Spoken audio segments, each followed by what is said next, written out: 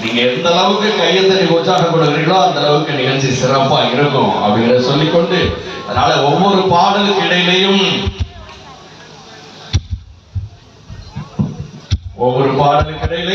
தாங்களால் என்ற அந்த கரவோசையை தந்து எங்களுக்கு ஆக்கமும் ஊக்கம் மல்லி வழங்கி சிறப்பிப்பார் அன்போடு கேட்டு அரங்கிலே